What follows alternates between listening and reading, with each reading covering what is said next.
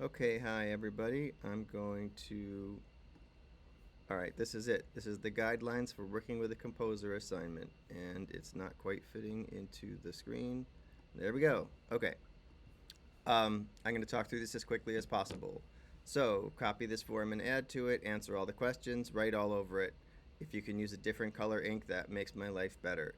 This assignment is an entire unit. It's almost like a manual or a book squished down into one assignment. So everything in it you can think about, and you should walk away. It shouldn't take you that much time, but you should walk away from it having thought about a lot of stuff and also just a lot more knowledgeable. It's one of the better things I made, I think, that really, you know, packs a lot of information into one activity. Okay, so you're going to write all your answers or all your preferences in this document as if you are actually working with someone, right? Which you can pretend about that, or you can pick some project you really want to do or whatever. But you're filling it in sort of a role playing kind of way. Okay, things to note: check out each other's work before you truly commit. Believe it or not, I've seen people not do that more times than I can count, and it makes problems. You meet somebody and you want to work with them even though you don't know their work very well, or someone's recommended to you and you don't want to work with them because even though you don't know their work very well. Like, really check out their work before you start, making rehearsals and stuff. Um, I put Michael Wall in, but that's again, it's just pretend. You could pick anyone you want. Be ready to talk about your ideas for the piece, research, meaning, number of dancers, etc. Think about all these things in this list. They're all worth contemplating before you get together with someone. Some of them you might not care about, but again, it's a good list. All right, you might really have to educate this person about what dance music in your genre is. That is very true. If you're hiring somebody who's done it a long time, then no, they know how the field works. But other people have no idea how writing music for dance or collaborating with dance works. Um, you might want somebody that you know who, like, you know, writes songs and plays guitar to just like sing their song while you dance and they don't have to change it, and great. But if it's any kind of thing where they have to make music for an artistic vision that you have or that kind of thing, um, people who haven't done it before are kind of clueless about that. So they frequently think that you're going to have a discussion with them and then they're going to write a piece of music and hand it to you and you're going to choreograph it like it's a ballet or something. And that's not mostly how it works. So sending them links, um, especially more than one, of things that, of your work or of dance music relationships that you like, pieces you think were really successful that are kind of like the piece you're going to do. The more videos, the better. If you send them one video, they're going to think that they're supposed to basically copy that. If you send them four, then they can really see how you tick. And, it gives them also more freedom to be like, okay, these aren't all the same kind of song. It's just that these priorities are reflected, or this is the kind of work that this choreographer likes. Um, anyway, definitely include some links to your work and or work that you admire the music dance relationship and how it worked. And also be, yeah, that's it. And you will lose points if you have less than two links, but more is better. Okay, know what you want the collaborative method to be. Like, are you making the music and dance at the same time, or is one created first? Or are you setting the dance to, a scratch track, which you're going to get rid of, and then they're going to write music?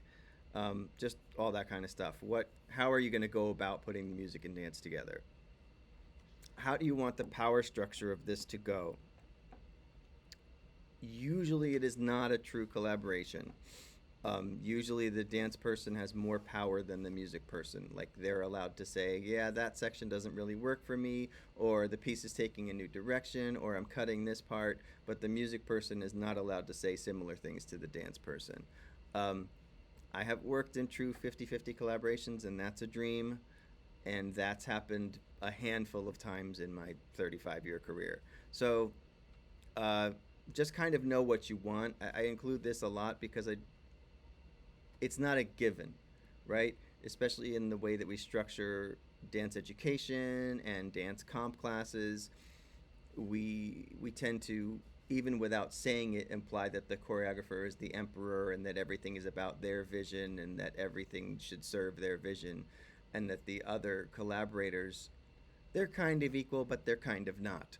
um, so just at least give that some thought. What do you want to see in this work that you're making with someone else? Are they working for you?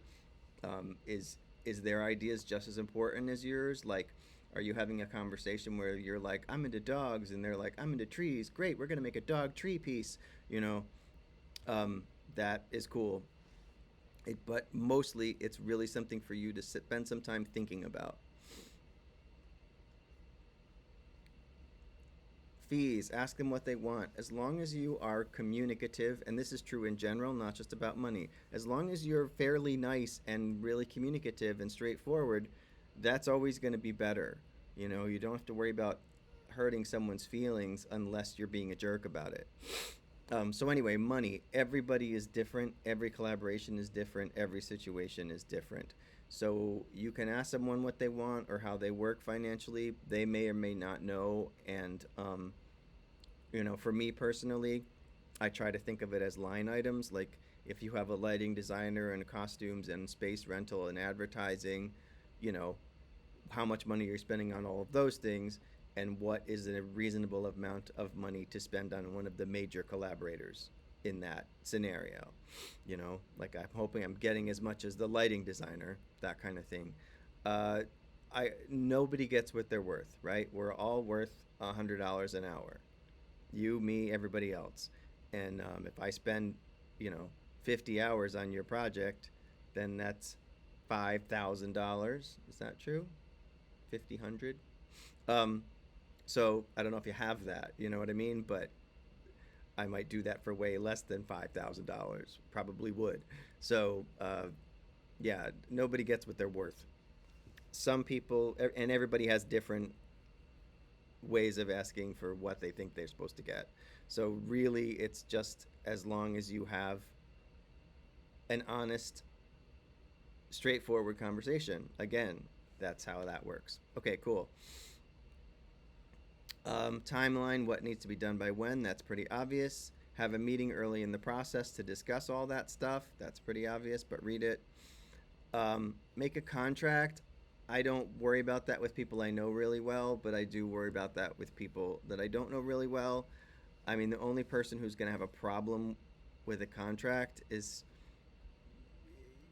like, why would you have a problem being like, okay, I'm going to do this and you're going to do this and we're going to sign that? Like, I know people who won't sign contracts, but to me, it makes people flake out less. That's all. If the piece changes direction in the middle, or if the choreographer just moves on and decides they're doing something else, or their relationship falls apart and they're just not going to make the piece anymore, but you've done a lot of work on it, having some piece of paper that you made that said you're actually going to fulfill your responsibilities on both ends tends to make that um, unprofessional situation happen less. And then keep in touch a lot. If you don't talk to somebody for 2 weeks, they might have been working on the project that whole time, and then they did a bunch of things that aren't going to be useful, and that wasted their time. Uh, and things can't get done as fast. Okay, that's enough about that. Feel free to write or ask me or whatever any questions about this assignment. And I'm going to stop recording this. How do I do that? I think it's up here somewhere. I don't want to sign in. Oh no. All right, I'll have to edit this.